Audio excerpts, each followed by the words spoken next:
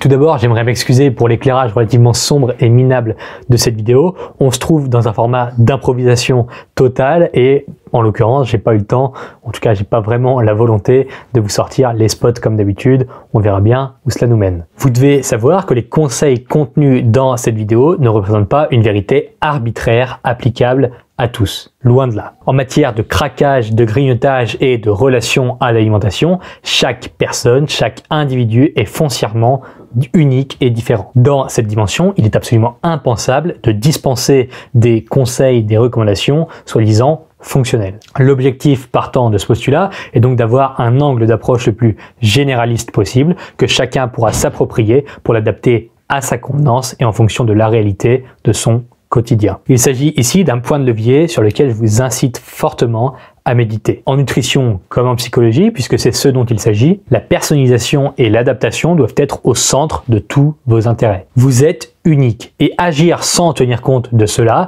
mène au même endroit que tout le monde, mène au même résultat que tout le monde, à savoir l'échec. Le problème que nous essayons de résoudre dans cette vidéo se porte sur la notion de contrôle vis-à-vis des aliments conflictuels de votre quotidien. Exemple, vous êtes incapable de manger juste 2 carreaux de chocolat sans finir la tablette. Ou encore, vous n'arrivez pas à faire un apéro entre amis sans ingurgiter forcément au moins 1000 calories de chips et de gâteaux apéro en tout genre. Comment on fait? Nous allons explorer une stratégie très peu répandue car entre nous, les recommandations classiques cumulant une grande notoriété sur le sujet tournent globalement en rond depuis des années. Avant cela, je vous incite quand même dès maintenant à cliquer sur le premier lien en dessous de cette vidéo pour accéder gratuitement à une série de 4 vidéos complètes pour stopper les craquages et les grignotages pour de bon. On va dans le détail, on va dans le pratique dans cette série de vidéos. Je vous incite à cliquer juste en dessous, c'est gratuit et pendant 4 jours, vous allez recevoir 4 vidéos pour stopper les craquages et les grignotages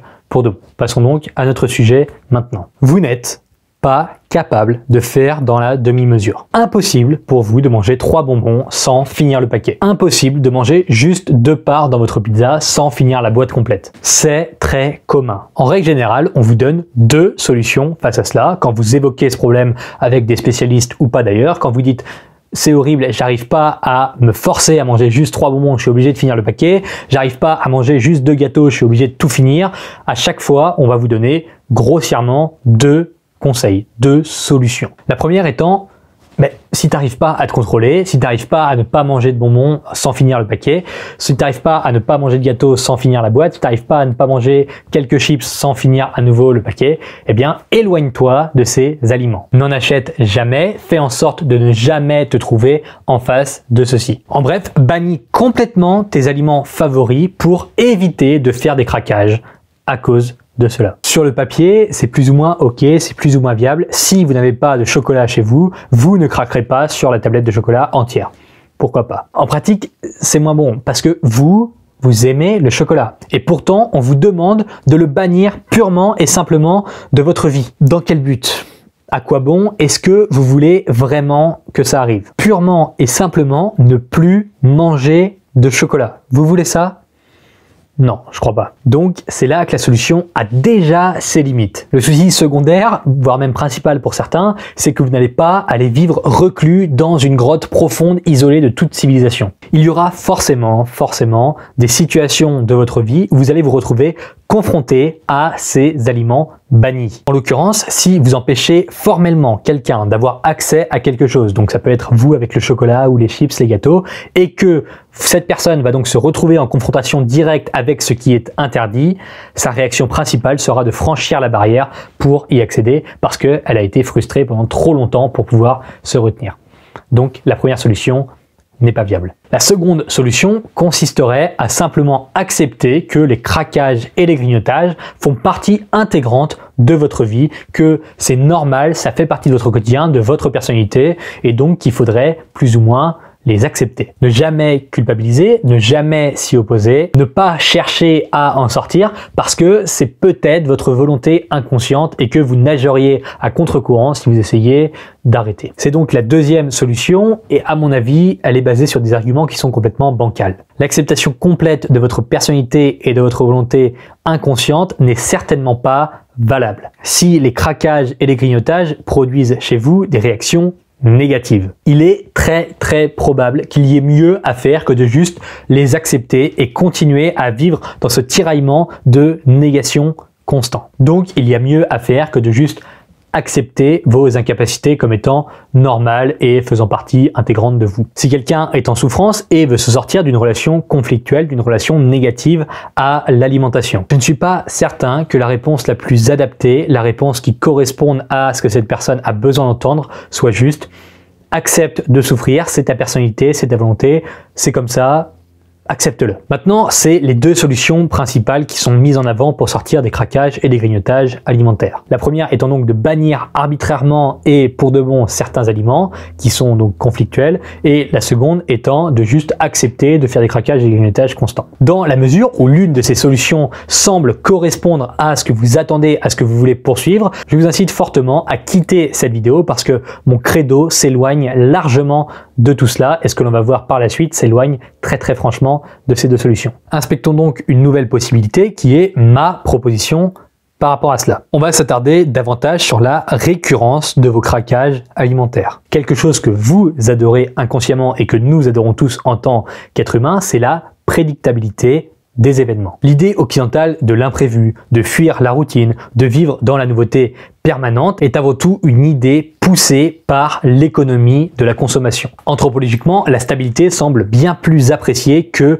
le risque permanent par l'être humain. Il n'est pas question de vivre une vie 100% stable et prédictible. Non. Simplement, dans une métaphore adaptée et contextuelle, on préférera bâtir une maison sur des fondations qui sont stables et fixe, puis changer la décoration de l'intérieur de temps en temps. C'est-à-dire que 80% de votre maison ne bouge jamais, elle est stable, elle est fixe. Tandis qu'une partie superficielle, comme la décoration, est dans un mouvement récurrent. Votre alimentation devrait donc suivre ce pattern de ressemblance à la maison. En tout cas, vous devriez tendre vers cela. Si vous mangez toute la tablette de chocolat plutôt que juste 2 carreaux, c'est parce que vous aimez le chocolat, d'accord.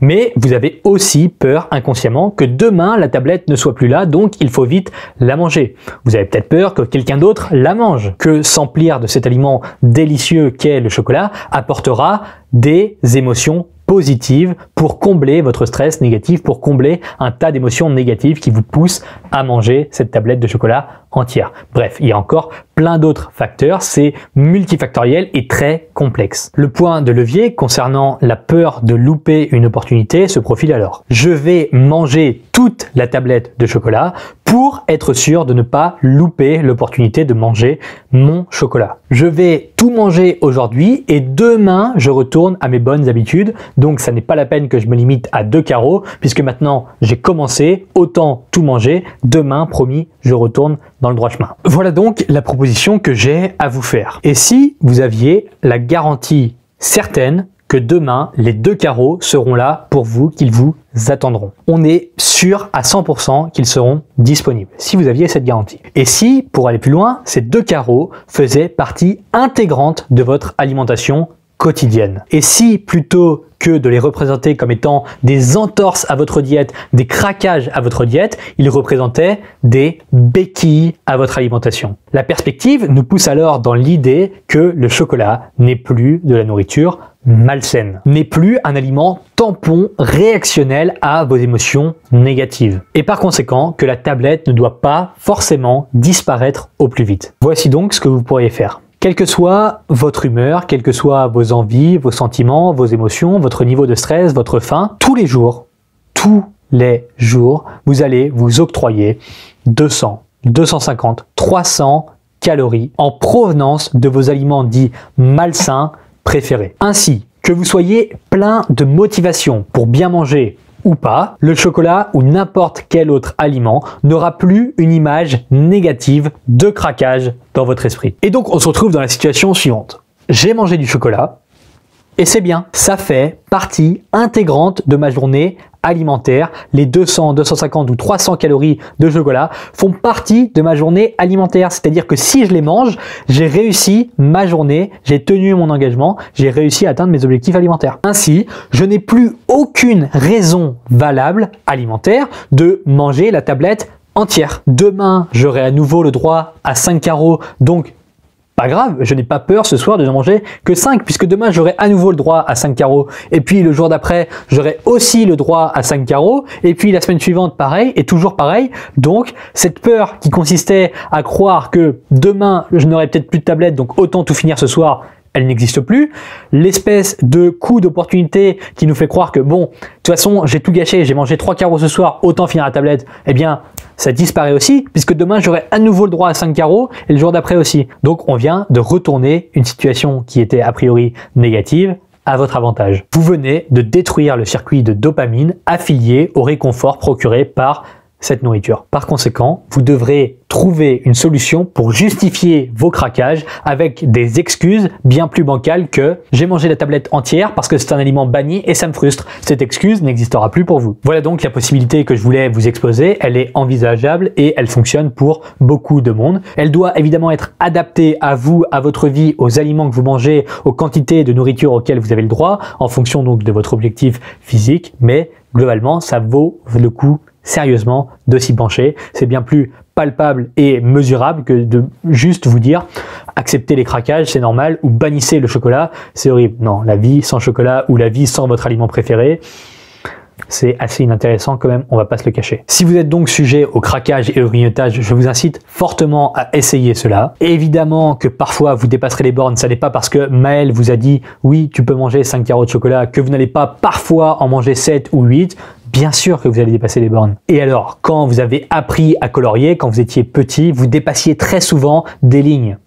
Aujourd'hui, comment ça se passe? Vous savez très bien colorier sans dépasser les lignes. C'est pareil. Il faut de l'expérience, du temps, de l'adaptation, de la compréhension et surtout, il faut rester bienveillant envers vous-même parce qu'on ne sort pas des craquages et des grignotages en étant un tyran et en étant vraiment horrible avec vous-même vis-à-vis de vos propres limites. Le principe est donc similaire. Quand vous étiez petit, vous dépassiez quand vous coloriez. Maintenant, vous savez colorier sans dépasser. C'est le même principe avec les craquages et les grignotages alimentaires. Pensez donc à cliquer sur le lien juste en dessous pour accéder à une série de vidéos uniques et gratuites. Pendant les 4 prochains jours, vous recevrez des recommandations complètes et inédites pour stopper les craquages et les grignotages pour de bon. Ça se trouve juste en dessous en cliquant.